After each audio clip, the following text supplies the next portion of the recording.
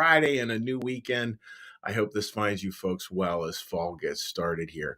So today what we're talking about is a very optimistic thing to think about, which is what is good in everyone. And from a Christian perspective, from a Christian New Church perspective, we believe there is good in every single person, and that our job is to discover it, to reinforce it, to draw it out, and to serve that good, which is kind of an interesting take on service. Everyone has something good in them. Our job is to draw close enough, recognize it, and serve it. In other words, help it come to life. It's a very I find that particularly appealing. We'll just say that. And today we're going to look at is this beautiful little part where Swinburne in this biblical commentary called Secrets of Heaven, where he's talking about Noah's Ark. He's talking about this line, which sounds so draconian. It sounds so over the top. And it's why, frankly, a lot of people give up on the whole idea of God as lines like this. And this is the line. So God said, I will destroy all flesh, all that has the breath of life in it under the heavens. That sounds so austere. And, how can you believe in a God that would really seek to just wipe out the human race? And from a Christian New Church perspective, we don't believe that that is literally true. We don't believe God can even frown at humanity. That God is love. God is absolutely all about love. We see that again in the New Testament sort of coming to life. So how do we hold passages like this? Well, it's because, as we were saying yesterday, part of us does get wiped out, and it's a part that needs to go. It's a part that will actually be relieved to not have dragging around. And use the example yesterday of anger. We'll be talking about that a lot throughout this story. We'll come back and touch on that a bunch of different ways. And then the other piece to throw into that. So here's this line, and then Swedenborg has this beautiful part where he goes, yeah, and this is what you got to remember about all of humanity, all people. Read that to you. And again, this language is it's not the smoothest of language, but the point is incredibly important. The remnant within us, as already stated, includes every lesson in innocence, in charity, in mercy, and religious truth that we have received from the Lord since childhood. So everything about innocence, charity or service, mercy, and truth. So what happens is that God is forever storing these things up inside of us. So whatever that experience might be, and for some people, it may, I kind of think for some people they may be blessed with having more of those experiences. Some people they may be challenged with having less of those experiences. But we all have those experiences, those little moments, those little glimmers that we get through our life of, oh, there it was. Oh, there it was. Oh, there it was. Oh, there it was. And that's why gratitude becomes so important, because gratitude is the lens that we start to see those things. And we don't have gratitude, we won't actually see them. And when we see them, that allows God to implant them in our hearts. So we see them, they get implanted. I shouldn't say allow God's to implant. I mean, God's going to plant them regardless. And then those become like these warm, fuzzy moments. It was interesting. Last night was such a good small group last night, online small group last night. And I used a video clip, and it brought a number of people to tears as they watched it. Well, why would this video clip bring people to tears?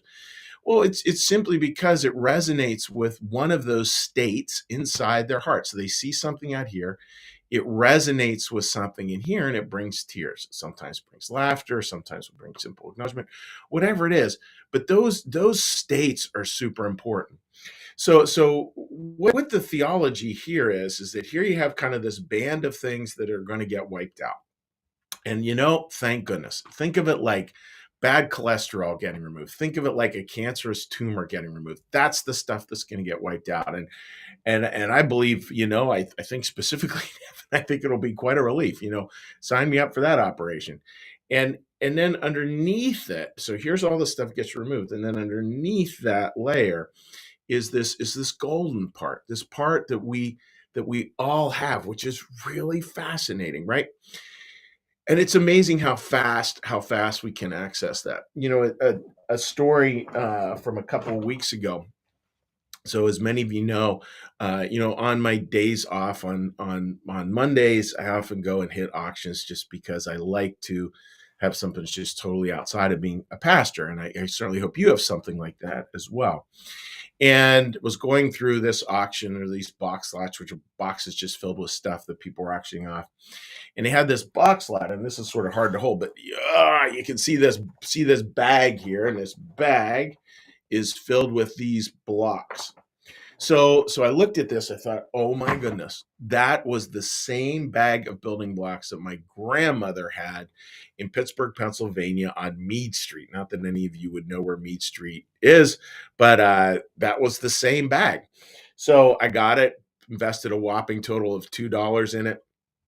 I sent a picture to my siblings, and of course, all my siblings who are now my age, we're all in our 50s and 60s. They're like, I remember that, and I remember the bag, which was super fun.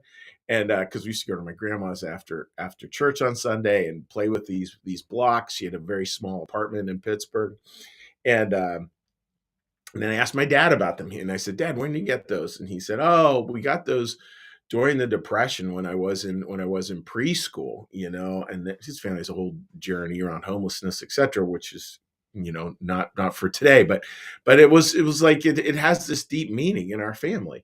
Now these are not those same blocks, but these are the same type of blocks, the same bag, the same form of blocks, the same everything. So when I saw those, it's this instant like going takes me right back to being 6 years old at Mead Street, and playing with these blocks and playing with my grandma's trucks that she had there. That's what it's talking about, folks. And we all have that. We all have those things, and we get to keep on grabbing a hold of them throughout life.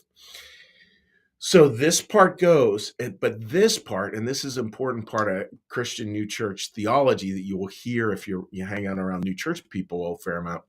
This is called remains because it remains, or it's sometimes called a remnant because it doesn't go anywhere. Like it is something we can set our watch to. We know we all have it, and it just is a matter of how do we access it and how do we help other people access it.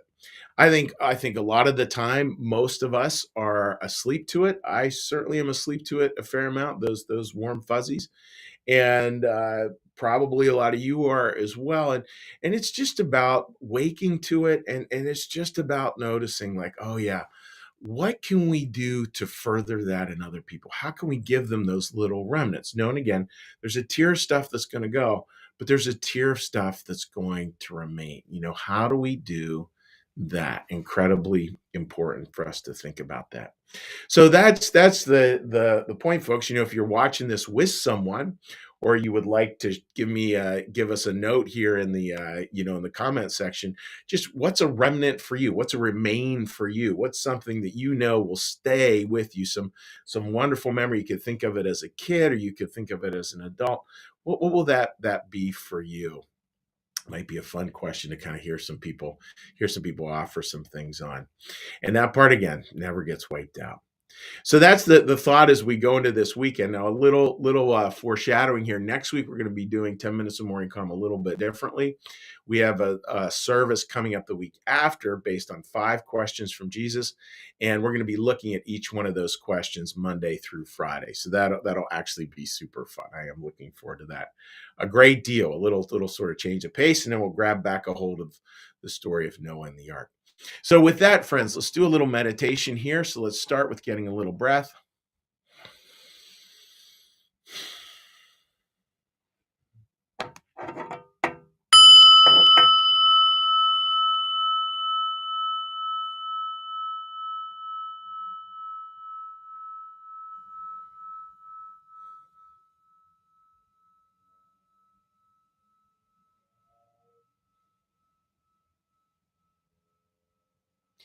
Be still and know that I am God.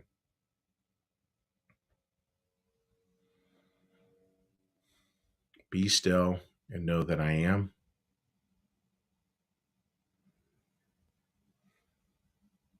Be still and know that I.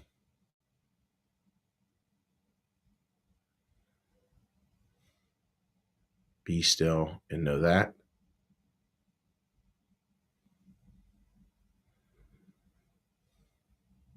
Be still and know. Be still and.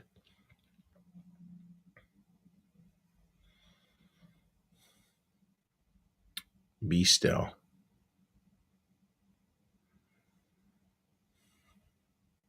Be.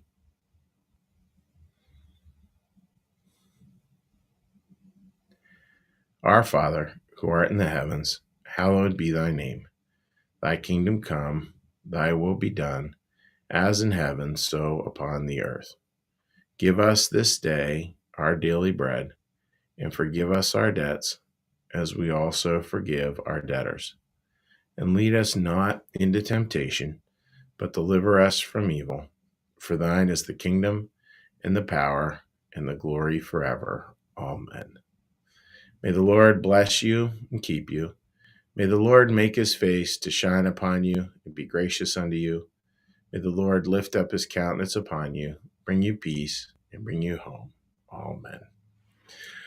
All right, dear friends, let's take a little look here at who has been able to join us this morning.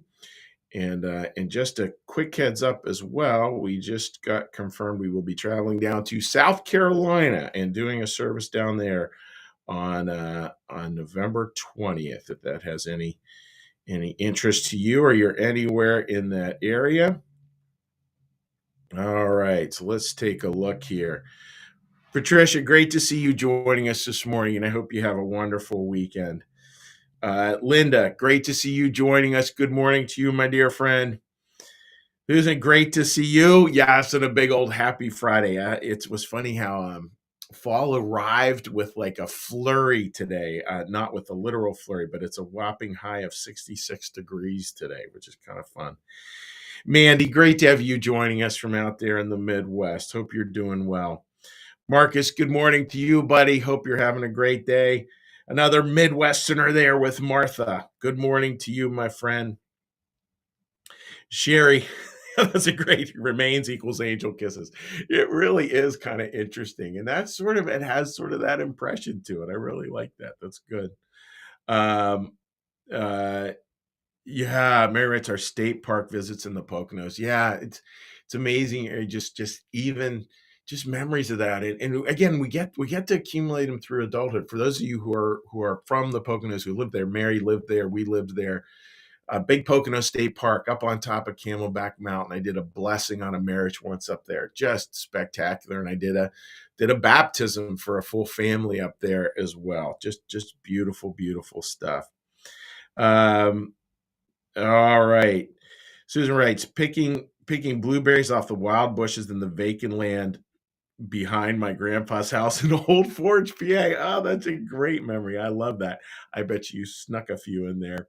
So Mary talks about where the moment you can see the lake appear between the green trees, a remain that's still alive. Boy, that's beautiful.